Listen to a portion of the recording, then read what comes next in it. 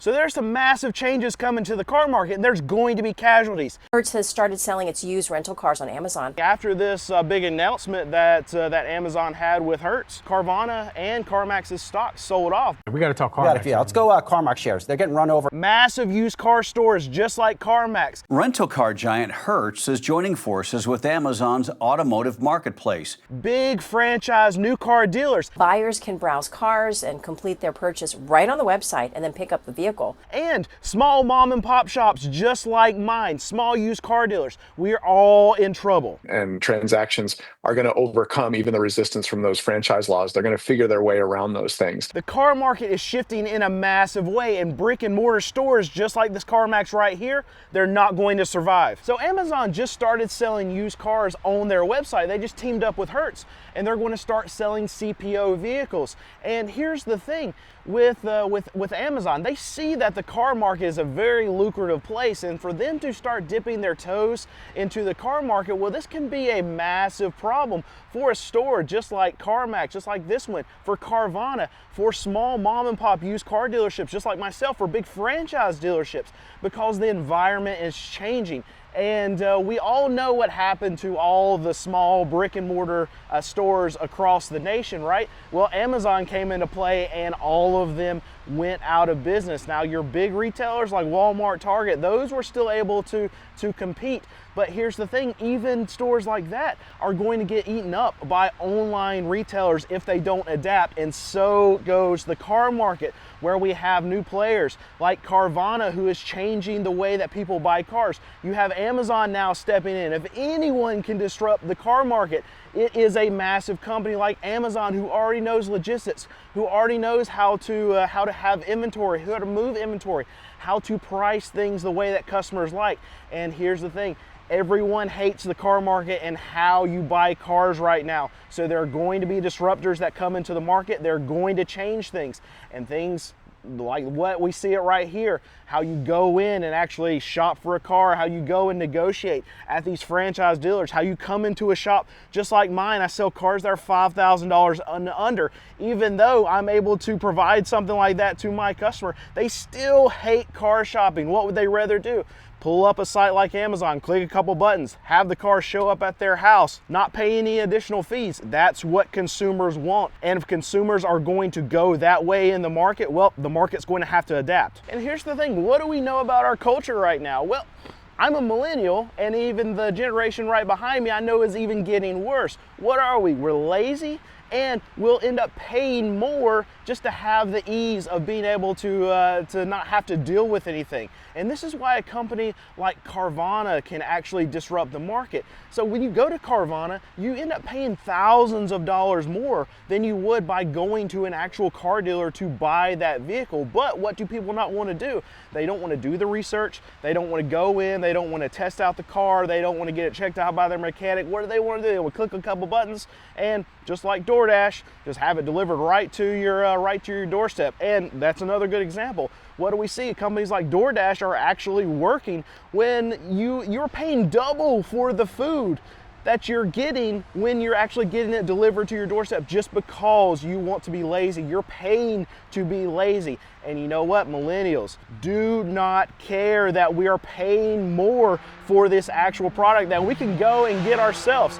We just want the ease, we're lazy, and we want it right now, and we will pay for that. And that's why Carvana is a thing, and that's why the car market is going to move in a different direction. It's because culture is moving in a different direction. It's because of everything that we're doing right now in society is moving towards ease, laziness, and we'll pay more for it. So another disruption that we've seen lately in the car market is direct to consumer. And I know that that term gets thrown out quite a bit, and we've seen a successful model of this now. It's Tesla. So now you see other companies, small startups, that are doing the same thing like Tesla did, where you're going to direct to consumer, not going the franchise model. You see Polestar, you see Rivian, you see Lucid, you see that Slate, actually Jeff Bezos' own company, in the near future, they're going to start delivering vehicles to consumers. You see that Scout is it's Volkswagen. They're going to try to bypass the franchise dealership model. And I can tell you, a lot of these manufacturers, they actually would like to go direct to consumer. But right now, the way that all the laws are set up, they actually protect these franchise dealers. And here's the thing, I don't think that a lot of these manufacturers are going to actually be able to do it because there's so many laws. And here's the dirty side of this. Well, I don't think any of these laws are going to get changed anytime soon, because you have a lot of people that are actually in Congress right now that have their hands in the car market. What does that mean? Well, a lot of their families own a lot of these franchise dealerships across the country. So that's going to tell you that there's a lot of money that's tied up in this, and the laws aren't going to change. They're going to keep protecting the franchise dealer model. But what you could have is you could have a lot of these startups that actually start producing vehicles that consumers want for a cheaper price than what they can go get from the dealership, and they don't have to deal with the dealership. And just like Tesla, you can see other vehicle manufacturers that actually pop up, and this could greatly hurt the dealership model that we have right now. This could hurt CarMax, this could hurt even Carvana, because Carvana, they're selling these secondhand cars. You're still going through a dealership, which is Carvana. You still have to pay extra fees. But if you could go and get brand new cars direct from the manufacturer and pay a lesser price and not have to deal with any of this hassle, that could be a segment that actually changes the way the car market looks. We're a long way from that, and a lot of these legacy brands, you think Ford, you think Ram, you think even Honda, Nissan, Toyota, they're not going to be able to do that, because all of these laws actually protect their franchises. And if they open up if any of these companies open up one dealership that's franchised across the nation, well, then they can no longer sell direct to consumer. But you're seeing a lot more of these small companies that are going direct to consumer, and this is the foothold that could go into the car market, where you actually get some big time changes and can hurt all these dealers across the nation. And here's the thing, CarMax they're not stupid. I think they're managed well, and they know that changes are coming in the car market. So over the last couple years, the amount of vehicles that they've actually sold online has greatly increased. So they know that this brick and mortar style of dealership model, it's not going to stand the test of time, right? There are things that are changing, disrupting in the car market, and they're going to have to adapt. And I think they will.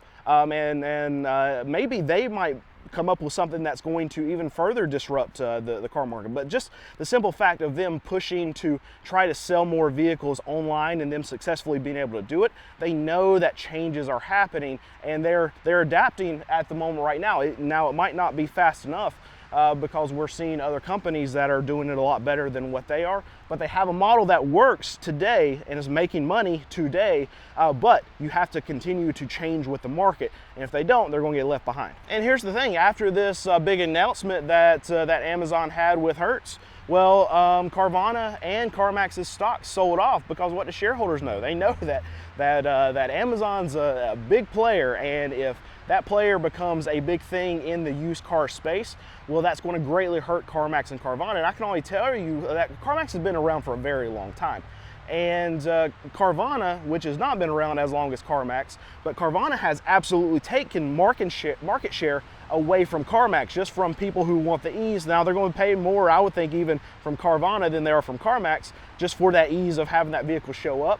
But those people, those customers that want to just click a button and not leave their house to go buy a vehicle, they have taken some of that market share from CarMax, because simply from CarMax, you still have to come in to actually come buy the vehicles. So those are customers that CarMax just can't get. Now, if we add another player into the space, we have Amazon that goes through and is able to be kind of a broker for a lot of these car dealers, and then they're able to sell vehicles and get them shipped out.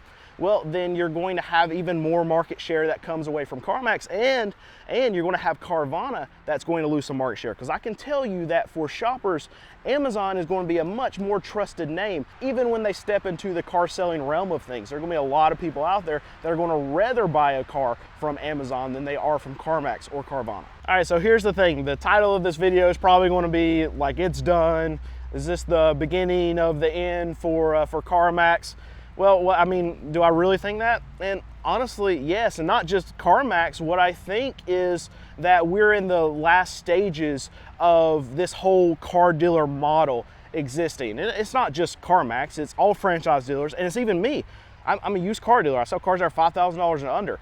I don't think that the dealer model that I have right now is going to last for, I mean, for the next 30 years. It's not going to be that. Now, this change is going to happen over a long period of time, but what I think is that more people are not even wanting to own vehicles.